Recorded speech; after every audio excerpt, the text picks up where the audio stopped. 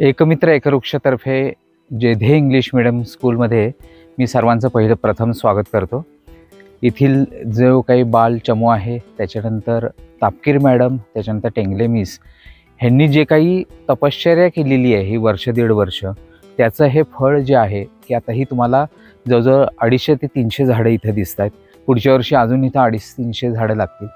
पण वैशिष्ट्य म्हणजे ह्या पक्ष्यांच्या जुजूस बार या ठिकाणाचं की इथं आपण एक पाणवठा तयार केलेला आहे।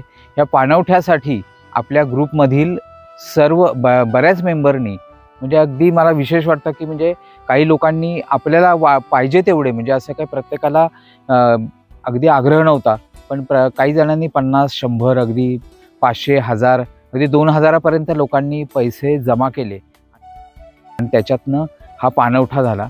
आता थंडी आहे पण अजून पक्ष्यांना पाणी मिळतंय झऱ्यांमधून, पण एक अजून 1.5 महिन्यांनी अशी परिस्थिती येणार आहे की जे ओढे वगैरे जे आहेत ते सगळे कोरडे पडतील आणि त्यावेळेस पक्षी किंवा प्राणी जे आहे ह्या परिसरामध्ये जे हे काय अभयारण्याचाच थोडासा भाग आहे, तर त्याच्यामधीन जे काही ससे किंवा काही इतर पशुपक्षी असतील त्यांना निश्चित इथे त्यांची तहान शमणार आहे।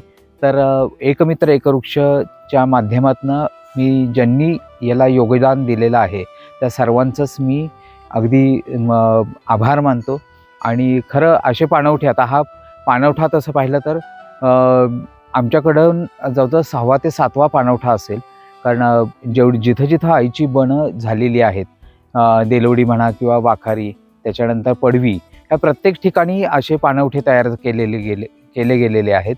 आणि असेच पाणवठे हे भविष्यामध्ये हे झाले पाहिजे। हे कसं आहे की अन्न साखळी जी आहे किंवा जे काही आपण नेहमी आता म्हणतो की बिबटे आपल्या परिसरामध्ये फिरत आहेत की त्यांना अन्न मिळत नाही, पाणी मिळत नाही, म्हणून ते आपल्या मानवी वस्तीमध्ये फिरत आहेत। तर हे जर त्यांना जर असे वनविभागामध्ये जर त्यांच्यासाठी अन्न आणि पाणी अवेलेबल झालं तर ह्या गोष्टी होणार नाहीत आणि मनुष्यालाही त्रास होणार नाही, एवढं मला निश्चित वाटतं।